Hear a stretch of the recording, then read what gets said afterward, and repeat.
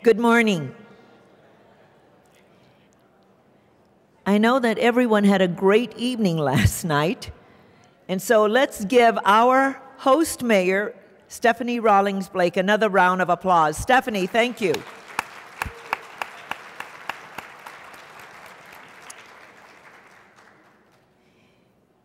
And this is a great opportunity to thank Parsons Brinckerhoff for sponsoring the U.S. Conference of Mayors Metropolitan Transportation Infrastructure Survey, which is before you.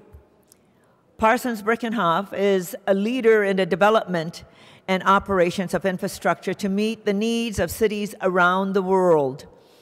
I want to acknowledge Greg Kelly and Jeff Morales, who are with us this morning. Let's give them a round of applause. Jeff, please stand up. The conference commissioned this survey of the nation's mayors to determine our transportation needs and where Congress and the Obama administration should prioritize transportation investments. This groundbreaking survey was released last month at the National Press Club by our Transportation Committee Chair, Mayor Kasim Reed of Atlanta. I thank Mayor Reed for his work as our chair. In the survey, mayors said that future federal transportation investment must prioritize spending on pressing 21st century metropolitan infrastructure needs, as opposed to low priority highway expansion projects. Existing funding mechanisms should be completely overhauled to support livable, sustainable, healthy, and economically competitive 21st century cities. I urge you all to share these findings with your congressional delegation and the administration. I'm to make a program announcement.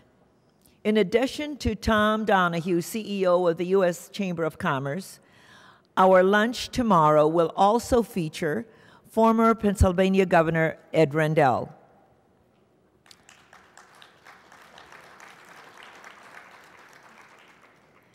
Of course, he was also formerly the mayor of Philadelphia and is a strong voice on infrastructure investments. And you know, there are more and more mayors who are governors, and as you have experienced, we have had governors address us because they were former mayors. And so we're getting this great collaboration and partnership between mayors and governors because more and more mayors are becoming governors. For over 30 years, Nationwide Retirement Solution has partnered with the Conference of Mayors and city workers across the nation to provide the deferred compensation that so many workers need to live securely in retirement. Nationwide's extensive knowledge of public sector retirement plans, leadership in the 457 deferred compensation area, and ability to offer a number of tools to educate city officials and their employees makes Nationwide the best in the industry. And here to tell you more about Nationwide and our 31-year partnership is our longtime friend and supporter, Louis Watson, Vice President of Strategic Partnerships. Louis?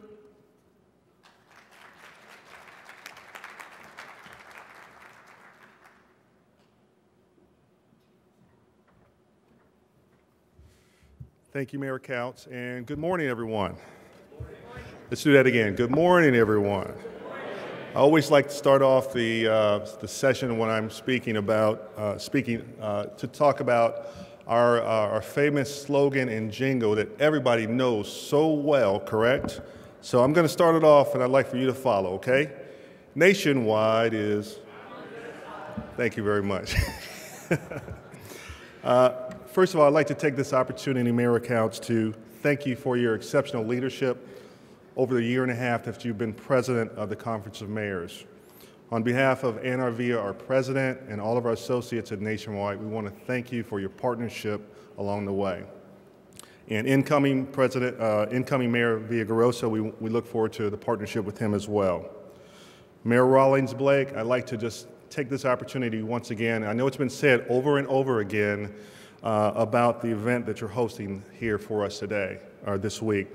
It's been exceptional. It's been fabulous. Your staff, your volunteers have been warm and welcoming, and they've made us feel right at home. So thank you very much for that.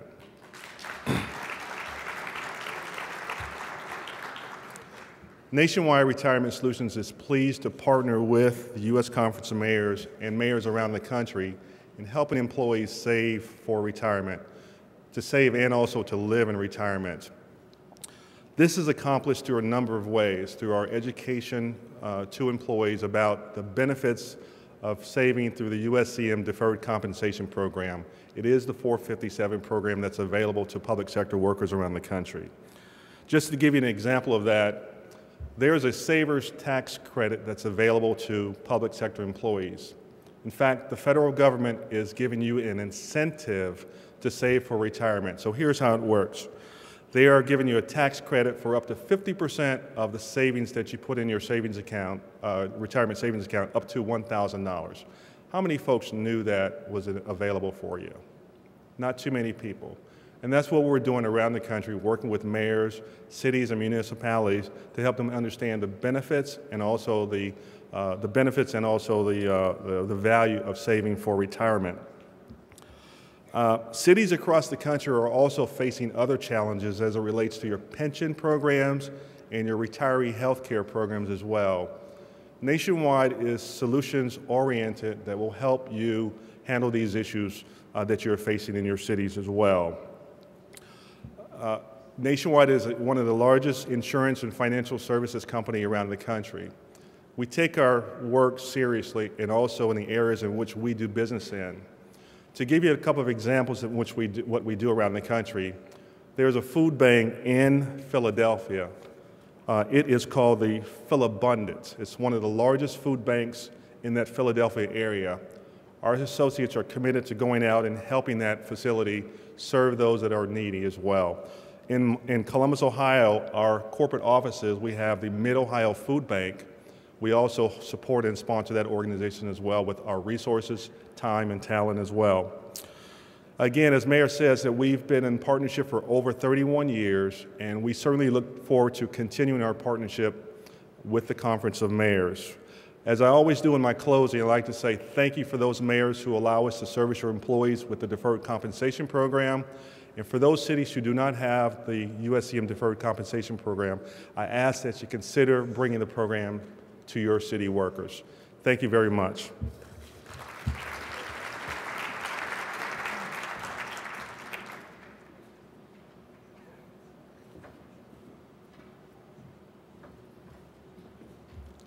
Thank you, Louis, and thank you, Nationwide. And Louis, please let Ann know how much we appreciate you and appreciate her and Nationwide's relationship with the U.S. Conference of Mayors.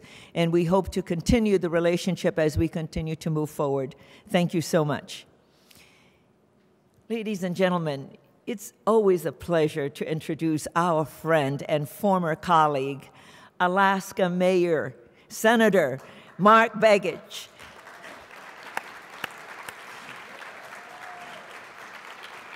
The former mayor of Anchorage has not missed one of our meetings since he was elected to the Senate. And as chair of the Democratic Steering and Outreach Committee, Senator Begich is our official liaison to the Senate leadership, and he fights for our priorities. He knows what CDBG does for cities across the nation, and that key domestic investment priorities must be protected. Please join me in welcoming our friend, our Alaska Senator, Mark Begich.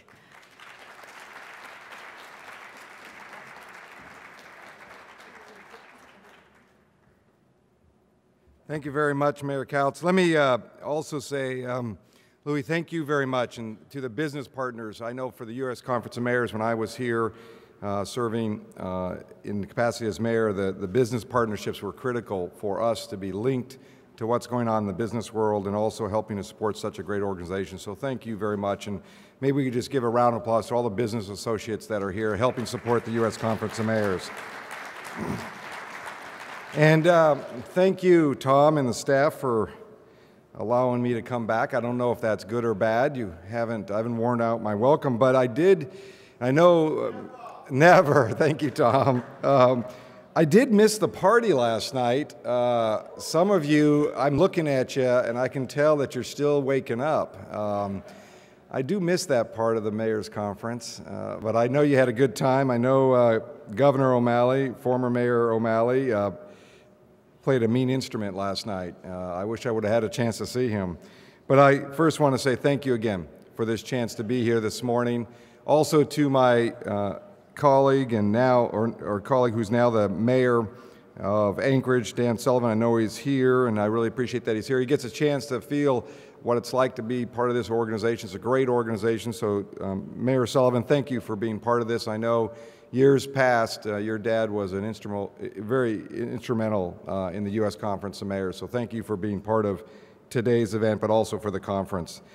Now here we are, as a father of an 8.5-year-old on Father's Day. Now this is dedication to be here in a U.S. Conference of Mayors event as we are celebrating Father's Day. Now I was lucky because last night I came in, I've been on the road for a few days. I was in Minneapolis, then I was up in the Iron Range where my father grew up with a veterans ceremony up there. And then I flew here, and when I got here, the staff of my staff as well as the U.S. Conference of Mayors staff kept a pretty good secret. As I got here, I found out my son and wife had planned to be here. I had no idea they were going to be here, but they wanted to be here for Father's Day, and I want to thank them for that. But I know all of you that are here that brought your families and ones that couldn't. Today's a great day to celebrate Father's Day, but also your dedication to doing what you do every day, making sure mayors are represented here at the U.S. Conference of Mayors, but also your cities and communities, so I thank you for that. A lot of things have changed since January. Last time I spoke to the conference and what was going on in Washington, we have settled the fiscal year 11 budget. Took a few times, to say the least, but we did settle it. We reached agreements, but it also had impact to our budget, cutting funding in billions of dollars from our budgets, which helped or had impact not only on the federal level, but you locally probably felt it. We know we have some tough times ahead of us regarding the budget. We're now in the midst of dealing with the 2012 budget, if you can believe that, and they're actually drawing up the 2013 budget. So in a lot of ways, the work we do over the next 2 or 3 months is going to be critical of how we balance this budget. There is no question, all of us agree that there's going to be funding reductions, there's going to be a fairness in how we distribute and deal with revenue, and we're going to have to make investments. And your report that you all put on the table today, which I thought was timely, this Metropolitan Transportation Infrastructure Survey, there's no question that senators recognize the value of investing in infrastructure. But we still have some tough roads ahead of us. As we look at the budget and the 2012 budget, we are anticipating that between now and the next 10 years, we have to reduce the budget by not the budget, but the overall debt by over $4 trillion in order to get some balance here. But we know in order to do this, as we deal with the funding issues, the revenue issues, as I mentioned, we have to invest in infrastructure, it's roads and harbors, and making sure that the airports and waterways and pipelines, electrical systems of this country are stable. Because if we want to really grow this economy, we're going to have to invest in these areas. And there's no better people to invest in those than that are sitting in this room. Mayors understand it. From this report, the report you'll lay out in the next few days on what metropolitan cities are doing economically and what their future is, infrastructure is going to be a piece of it. One of the roles I have as chair of the Steering and Outreach Committee, I have brought together several groups around this issue of infrastructure, trying to get our colleagues to focus and hone in on this. Last year when I came, we talked about the long-term transportation bill, and as you know, every $1 billion that we put into infrastructure can produce about 35,000, 40,000 direct and indirect jobs wherever it's being done.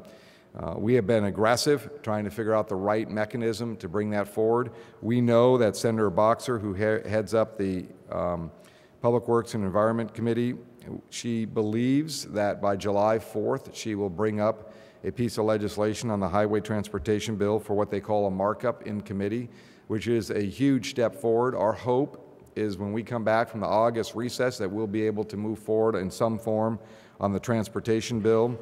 But let me not limit it to that. There are several infrastructure bills that are kind of languishing out there that we're trying to package up and move forward. Highway transportation bill, a piece of legislation that you all have been working on ever since I was in this conference, was an infrastructure bank. It was an idea generated out of mayors, how to create a new type of funding mechanism to bring infrastructure forward, an infrastructure bank. Senator Kerry, many others are working on. We believe that's going to come forward. A WRDA bill, which deals with our water and Corps engineer projects, is also, we're trying to package these up. We recognize the economy is still very, very fragile, but these types of investments are going to be critical for us to move this country forward. But along with that, again, cities have been leading on this for years already, and that's the whole idea of investment into infrastructure in the sense of making sure our buildings are more energy efficient. We have several pieces of legislation. We call them, there's three. There's for business, for homes, and for government, and it's our STAR programs. These are ideas to invest and create some opportunity to make our buildings more energy efficient. It's also not only good for creating jobs on, right in your communities, but also it's very powerful for getting us more and more off of foreign oil. So it has a double win for us.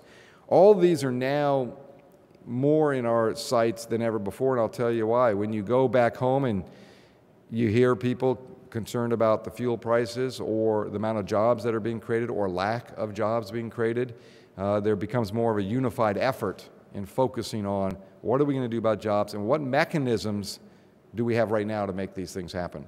If you notice, several of those pieces of legislation I mentioned have direct impact to cities, because we know that, at least some of us, I will say, that are former mayors, understand that the best way to directly get these projects on the ground and moving forward and this money spent the most efficient way is going to be with mayors. There's no question about it. And we recognize this, so we are aggressive in trying to figure out what the right approach is here. The other thing, and I know the President's budget, his 12 budget, presented about a 7.5%, if I recall this right, cut in CDBG. We know this is an important program, and it's an incredible multiplier. I'm singing to the choir here when I talk about it. You all, for years, have done a great job in reminding people, especially in the halls of Washington. When I was sitting out there going down to Washington to lobby folks down there, you have made an impact that is still resonating with people. But we do have a tough budget, and it's going to require shared sacrifices by all of us. We know programs like CDBG have an incredible multiplier effect, as I mentioned, where a dollar spent there can be 2, 3, 4, 5, 10 times its value once put into the streets. So we have to work hard to protect the programs that have a long-term benefit. But it's going to be the next 3 months, I will tell you. I thought last 2 years were tough when it came to the budgets. We're in it now because we have the debt ceiling issue around the corner. We have budgets that are in the deficit column in the trillion plus. We have national debt now over 14 trillion. The good news is there's a lot of efforts. May they be sometimes, as you look at the press accounts, not as cooperative as we would like. I would tell you that there's a lot of work behind the scenes. A lot of folks from both Democrats and Republicans reaching out, trying to figure out what's the pathway here. Because if we do not do this, if we do not figure out at least a pathway of how to get to financial stability, I can tell you the impact, impact on the federal end, impact on the state end, and impact on the local end will be significant. So we have a long ways to go. We all have dealt with that when I was mayor. You as mayors have to deal with this effort of balancing budgets, making tough decisions. I had to do it when I was mayor. They're no fun, to be frank with you, because when you make these calls, people, everyone gets mad at you, and sooner or later even your mother gets mad at you because you've done everything, but you're trying to balance between revenues and efficiencies and cuts and spending, and mayors have to make those decisions every single day. The good news is you have a lot of us that have experienced this in the new groups that have come into Congress, especially on the Senate side. I'm sitting with a Senator Coons, who I always give him a hard time. He's a county executive, and I say, well, that's almost a mayor. And And he says, I had to cover this whole area. I said, I'm just kidding with you. Both of us sit on the budget committee, and we have the same attitudes. And that is, you can't just push things off into the future. You have to deal with them now, and now is the time that we have to deal with these budgets so we have a long-term growth for this economy. So I will tell you that, again, as a former mayor, a mayor that happens to be a senator, I will tell you your views are well represented. I'm not bashful. My colleagues know it. They now have the line over and over again that before I start to describe something, I usually say, when I was a former mayor, this is what we would do. And I'll give you one quick example, then I'll open for some questions. I think Ed's going to allow me to take some questions from some folks. But we were dealing with a budget issue, and it's pretty significant in the defense authorization bill. And it was a system. Now think about this as a mayor. If you would have done a contract like this, here's how it worked. The system is 10 years behind. It is over budget. And for us to terminate the contract, it would cost us more than it would have been to complete the project to what they call concept design. And I said, now how does that work? How do you pay more to terminate something that's not working, the contractor's over budget and behind schedule? And they had some convoluted reason, and so I'm asking this gentleman who is in charge of this, and I asked him several questions. Then I remembered one rule that mayors always have with every contract we do, and it's called subject to appropriation. So I said, well, is this contract subject to appropriation? And they said, he paused and very gleefully said, yes it is. And I said, well, great, because I'm in the appropriation body now. So why don't we just not appropriate it, and that's the end of it. And he was very disturbed about this situation. I said, why don't you go talk to your lawyers? So tell me what the response is. So we had a meeting 2 days ago. I was in a markup where we deal with the Armed Services Committee. This is, to give you the magnitude of this issue, $846 million. That's the termination fee. To complete it, it was $804 million.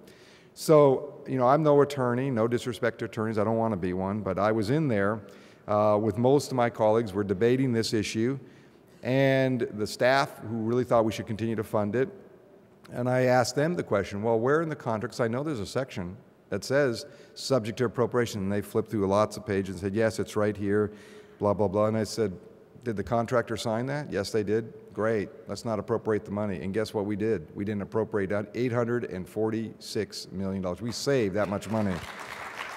And it was my experience as a mayor that I brought to the table that no other person there in that room understood that clause in a contract. Net result is, I guarantee you, the people who had that contract will be at our table negotiating very rapidly to try to get a better settlement. But the fact is, the skills and the knowledge and the work with you all has helped me become a better senator and been able to represent my state much better, but also to represent this country. So thank you all very much for your hospitality and allowing me to say a few words. Thank you. Ed? Well, I am happy to take a few questions on any subject. I'll be happy to do that if anyone has anything. It's too early. People going, I can't even, who is he? Who's talking? I have been there before. Where's the coffee? Senator, good to see you. Pat Hayes, North Little Rock, Arkansas. Yes. And I know that there's been a discussion about civility, and of course, over the last several years, it doesn't seem like there's a whole lot of that. Is there any real movement or any effort or any change in terms of Senate probably perhaps better than the House, but in working toward a common objective of making the country better and crossing party lines? Could you comment on that? Sure. This is actually, when you think about all the issues we deal with, this is probably the hardest one. And part of the role that some of us new members are taking on is trying to build relationships. I mean, you think about U.S. Conference of Mayors. I remember my first couple of years, I couldn't tell by conversation who's a Democrat, who's a Republican. It was irrelevant, because what we did, we worked together, we worked on issues, we figured out what's the right priorities for the organization, and then we moved forward. In a lot of cases, it was what's right for this country.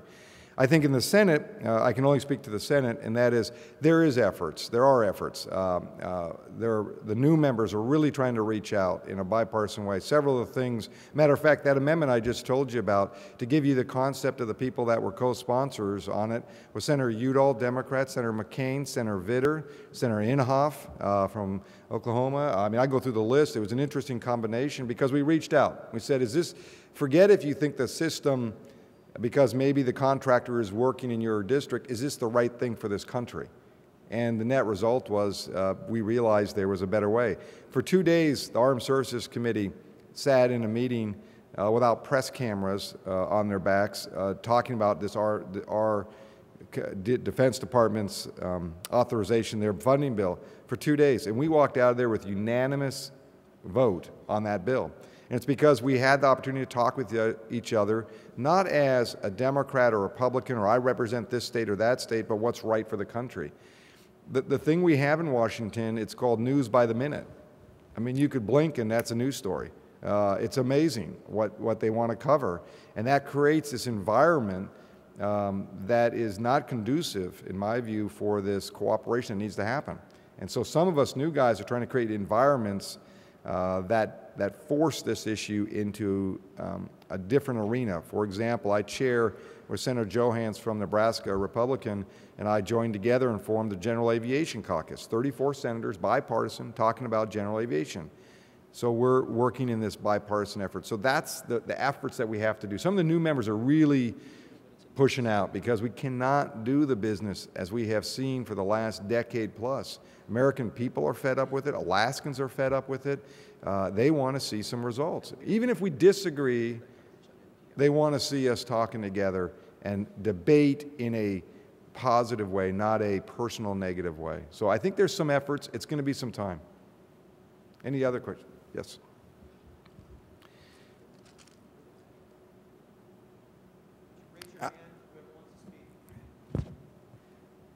I will. Oh, is that someone way in the back or just standing because they're stretching? Good. It's like an auction. You raise your hand, you're picked. That's it. Let me just say thank you all very much. I will say this, that it is always a pleasure to come back and speak to the U.S. Conference of Mayors about issues. You should feel free that our office is always available to work with mayors at any point, any level, any state. We don't care. If they're mayor's issues, we are interested in finding what you need, what we can do to help you. So please reach out to our office. And again, Mayor Kautz, thank you for your leadership to an incredible organization that I can tell you back in the halls of Congress is highly respected, and recognize the power that you all have behind you. When you come on an issue and you tell us what we need to be doing, it is well respected and well received. So thank you very much, and thank you for the opportunity to be here this morning.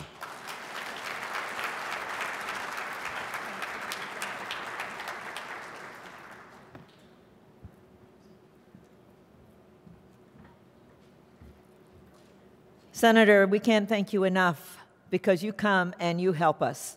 And you bring the perspective of mayors to the Senate, and also the skills and the knowledge of how we do things on a local level to the Senate, and that helps. So it benefits all of us. Thank you so much, and we look forward to seeing you again. And of course, you know that we will be always calling on you to help out with issues that impact cities across our country.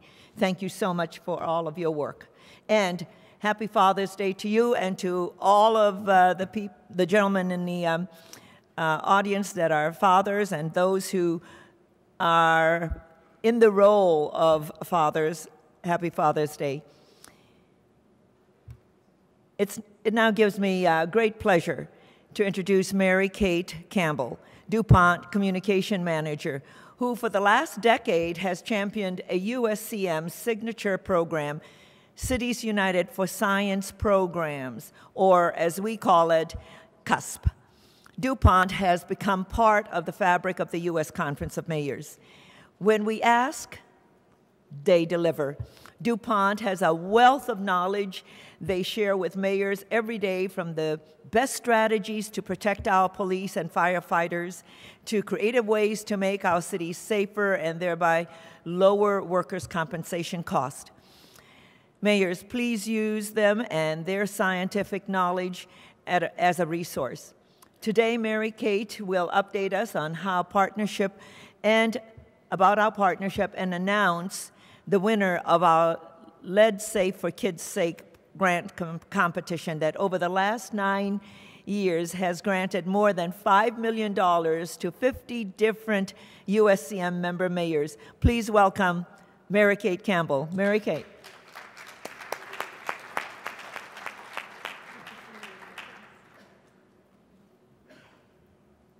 Good morning, and happy Father's Day to all in the room. My 8-year-old reminded me as I was preparing to come that if I didn't say that, then no one would like me, because there's a lot of daddies here, and so I would like you to like me, and I do wish you all a very happy Father's Day. It certainly is a pleasure to be with you here all again to share an update on our Platinum partnership with the U.S. Conference of Mayors and announce the winners of our grant program. Over the past decade, we've worked with you to bring science, education, and resources to make our cities safer, healthier, and smarter. And the partnership continues to grow and go in new directions, and I think we're seeing some tremendous results.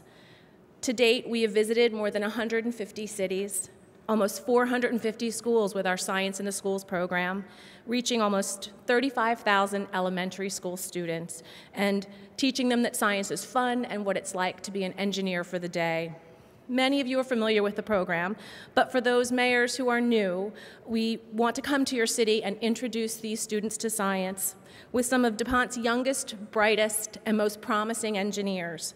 Science in the School Day recognizes the value of helping mayors encourage students to become tomorrow's engineers to create better cities. For 10 years, we have visited cities all over the country and elementary schools in small cities like Hope, New Jersey, with a population of 1,500, to some of the largest cities like Chicago. And time and again, the program is a 10. Some basic instruction on some engineering principles, simple materials like straws, lifesavers, tape, and paper, and from there, the imagination of the students takes over. They each work on designing and building a car that will be powered by their own breath. Following the construction, we race to determine who is the best engineer of the day. The beauty of the program is that it does bring scientific concepts to life for these kids, and that principals and teachers have an opportunity to discover their students in new ways.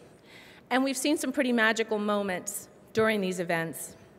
On more than one occasion, we have students with special needs who win the day. I love that this reinforces that all of our children have gifts. We've seen children who didn't think they could do it surprise themselves when they let their imaginations take over, and they're surprised at what they're able to accomplish. It's a great program, and we would love to bring it to your city. DuPont's committed to protecting the people who protect us, law enforcement, firefighters, and first responders, with innovative products that enable them to perform their jobs as safely as possible. Our products protect lives, and our scientists are always working on the next generation of products to protect those who so bravely put their lives at risk for others. At the last conference, I mentioned 2 of these products, developed to take our Kevlar and Nomex products to new levels of protecting public safety. These technologies are commercial and are now being offered by leading manufacturers who have integrated them into their product lines. One is Kevlar XP for bullet-resistant body armor that provides superior bullet-stopping power while considerably reducing the trauma from bullet impact. This technology is now available in NIJ-certified models from a variety of leading body armor manufacturers. The other product is Nomex On Demand, a smart fiber that reacts to thermal liner temperatures of 250 degrees Fahrenheit and expands to provide more than 20% more thermal protection in fire turnout gear. This technology has gained NFPA certification and is also available from leading turnout gear manufacturers. In January, at the winter meeting, DuPont awarded Philadelphia and Baltimore a total of $50,000 worth of Nomex On Demand fire turnout gear to get these new technologies into your communities so that firefighters and emergency responders can begin experiencing the benefits that these technologies offer. After meeting with several others of you in January, and because of the excitement and the interest in this program, we're announcing that we will grant another $50,000 of turnout gear to the cities of Macon, Georgia, Toledo, Ohio, and Quincy, Illinois. And I hope to be back here with you in January to talk more about that. And I do want to thank fellow USCM Business Council member Lyon and John Granby for their partnership on the program. We've also done some great work together to address the issue of elevated blood lead levels in children. Since the inception of our partnership, DuPont has put $5 million into your neighborhoods through the USCM DuPont Lead Safe for Kids' Sake program. And as a result, and coupled with the efforts of the federal government program, which we have actively supported, an additional $350 million has been directed toward lead safety efforts. Thanks to these and efforts and those of your own staff members, the reduction in elevated blood lead levels across the nation has been one of the biggest public health success stories in the past 50 years. Blood lead levels throughout the country are now 0.5%, lower than they have been in decades. And before I announce the winners of this year's grants, I'd also like to express my special thanks to Baltimore's own Ruth Ann Norton, Executive Director of the National Coalition to End Childhood Lead Poisoning, for her work over the past decade in judging the applications that we receive for this award. Her expertise is invaluable. And with that, I'm pleased to announce the winners of the 2011 USCM DuPont Grant Program. These cities have put in place programs that focus on primary prevention. They're action-based. They are efficient and will have immediate impact in their communities. The applications were superb, and we have several second-place winners and 2 first-place winners. And I think as I announce the winners, if you would come to the front I will present the award. The winners of the second-place award of distinction and a grant of $50,000 are Mayor Stephanie Rawlings Blake from Baltimore, Mayor Harvey Johnson from Jackson, Mississippi, and Mayor-elect Alvin Brown of Jacksonville, Florida.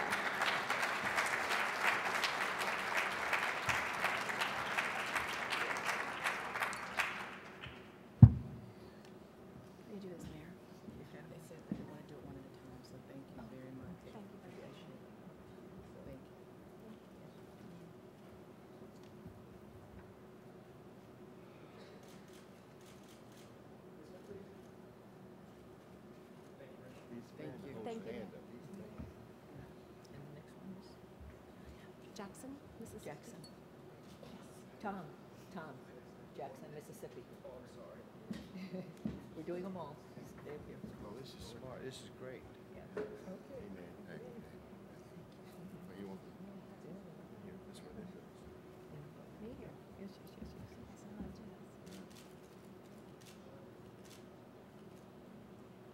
Thank you. Thank you. Nope. Jackson.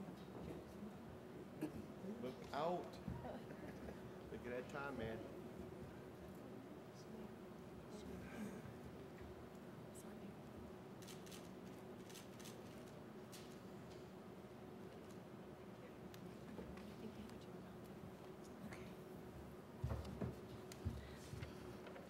And our 2 first-place winners this year, each will receive a grant of $100,000, are Mayor Antonio Villaraigosa of Los Angeles and Mayor Michael Nutter from Philadelphia.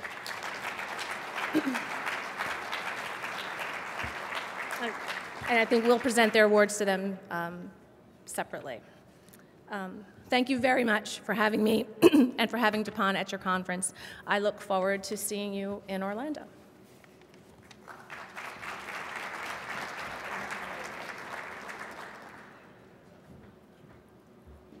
Thank you, Mary Kate. Isn't that a great program? And a lot of money that goes out to help cities and to help their residents. Thank you.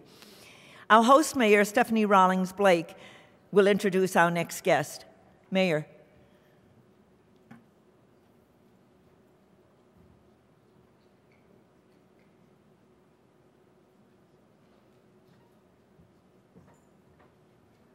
Good morning, everyone. To those of you who did not attend the workout this morning, I want to say Happy Father's Day to you all. And for those of you who did, I hope you enjoyed the special surprise of having our future Hall of Famer, Ray Lewis, number 52, work you out this morning. I hope you thought it was a great workout. And I hope you had a great time last night at Fort McHenry. I am still getting goosebumps. Thank you. I'm still getting goosebumps thinking, remembering listening to our national anthem as the flag waved behind behind Mario. It was an awesome, awesome evening, so I'm glad you enjoyed it. And it was also a great fireworks show, and it was good to hear Governor O'Malley's band come out of retirement for the evening. The opportunity to share my city with you over the past few days has been a thrill for me, and we have more fun in store. But now, it is my privilege to introduce one of Baltimore's biggest business leaders, Mayo Shattuck. Mayo is the chairman and CEO of Baltimore-based Constellation Energy. Under Mayo's leadership, Constellation has been a national leader in promoting green energy and innovation. The application of real-world uses of green technology is making Baltimore the home of the next innovative technology that will power the next century. But more than that, he is a great partner with the city. Excuse me. Constellation is one of the companies in the U.S. that gives at least 1% of their operating income to charities. They have contributed nearly $300,000 towards our Tree Baltimore campaign, an effort to double the tree canopy in Baltimore. They have contributed $500,000 over the past 5 years to Chesapeake Habitat for Humanity to renovate and rehabilitate homes, over 100 homes in our city. And Constellation and Mayo Shattuck, as the chair of our host committee, put the first $300,000 in to make sure that we were able to host and have a fantastic time. So as you're having a good time at all of these parties, I want you to remember that Mayo was the first one to write a check to make sure that we were able to showcase Baltimore and roll out the red carpet for you. He understands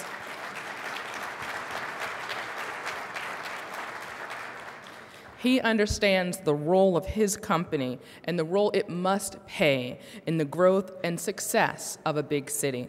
Now it is my pleasure to introduce Mayo Shattuck.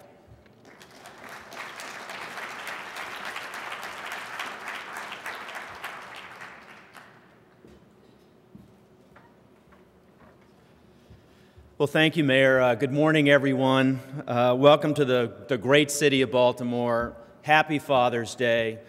I have to say, I think that the mayor was nice in her remarks about me this morning because she stole my wife to attend the workout with Ray Lewis, and she was down here on stage, so I did not get my breakfast in bed this morning, but nonetheless, I had a few little ones crawling all over me. So, you know, you might not realize that the first observation of Father's Day was in West Virginia in 1908, and I hope there's some West Virginians here, but it took all the way till 1972 for it to be memorialized as a permanent holiday, and who did that but none other than Richard Nixon in 1972. So he did leave us with one important legacy.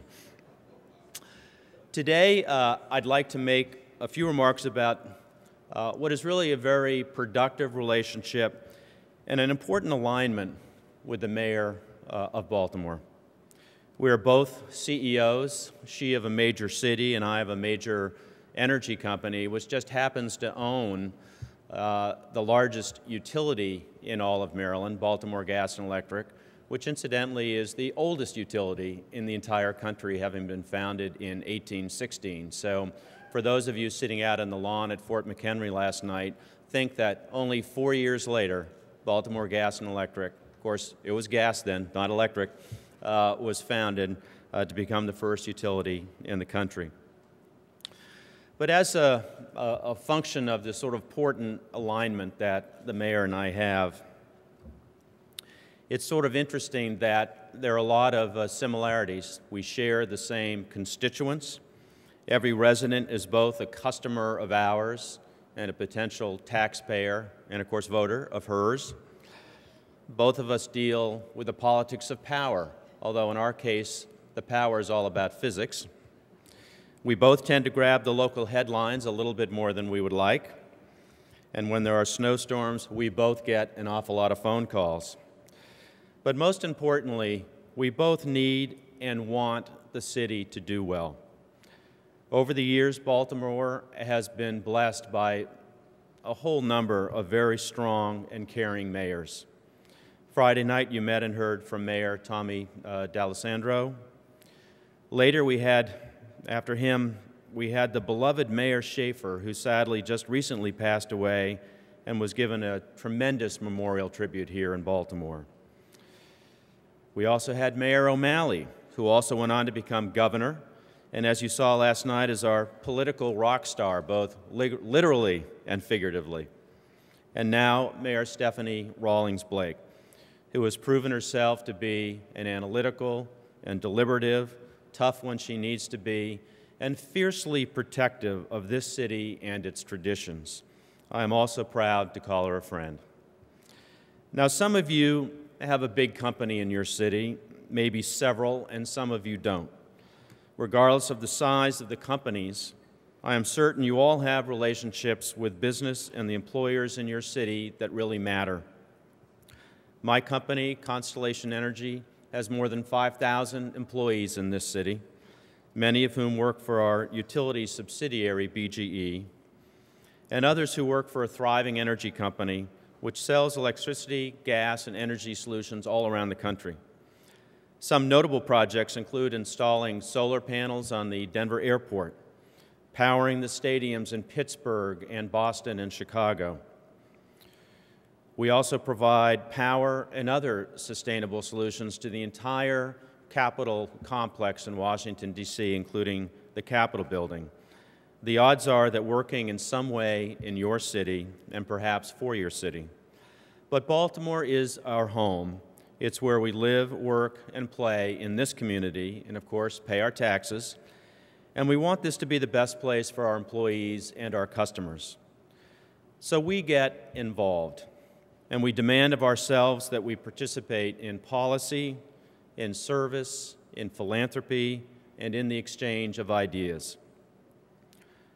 When Mayor Rawlings Blake calls, we try not only to listen, but also to try to find solutions.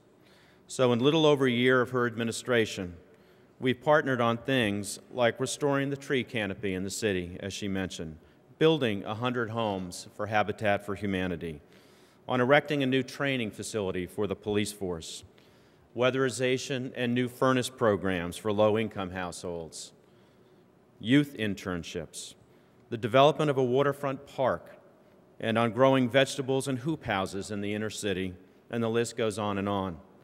We are even committed to clean up the inner harbor so that all residents can swim and fish in the inner harbor by 2020. And we've committed to be the first to jump in the water when it's finally time for us to get to that point.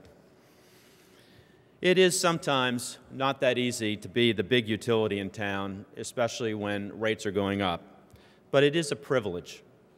We run a business that is in the public trust. And along with that comes the responsibility to do everything we can do to make our city a better place. But the most important thing we can do in this regard is to be successful. Our success means more jobs, more taxes, and the virtuous cycle of growth that leads to even more jobs and more taxes. My experience tells me that mayors almost always get this. And I've also found that as you get to the state and federal circles, our leaders must deal with so many conflicting policy objectives that they lose touch with the concept of the economic engine and what it can generate in terms of tangible new things like new restaurants and new schools and new parks and new stadiums like the ones we have right here in Baltimore. As business leaders, it is our responsibility to be in sync with our mayors, because I stated at the beginning, our interests are so aligned. I'm very proud of our city and proud of our leadership. It was an easy call when asked if I would rally the city's business community to help the mayor host this conference. And it was not just the old guard like Constellation and T. Rowe Price and Whiting Turner who volunteered, but also our exciting new guard like Under Armour and Brown Advisory and Feats who volunteered their resources. We are grateful to our sponsors for their generous support, for our volunteers, our vendors, and our city employees for organizing such a great experience. And thanks to all of you for coming to our great city. As a business person, it is great to see you all sharing best practices and working on the issues that make our cities more vibrant and more sustainable. If you haven't already noticed that Constellation is outselling sustainable energy solutions in your city and to your city, I hope now you will notice, as we are ready to help you find the right solution. Thanks again. Happy Father's Day to all of you, and enjoy the day.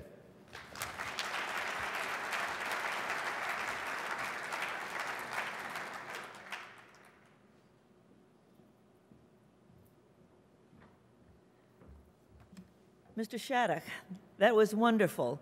Thank you for talking about the partnership between business and cities. Yes, we as mayors are CEOs of our corporations, and we deliver service, just as you, that's the product we deliver. And it is that kind of partnership that mayors and business leaders need to have to ensure the viability of a city, because the viability of a city translate into the viability of the citizens of that city. And it also helps to attract more business, means more jobs, the retention of jobs. And then also means that for people like Stephanie, more people will choose to come and live in your city. And it's the same for us across America. Thank you for your words.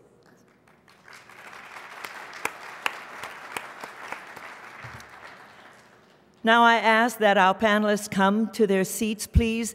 Ladies and gentlemen, this is going to be a treat. You know that in a winter meeting we had our panel with the chairmen and CEO of our large corporations. Now it is our small business, so please come take your seats. And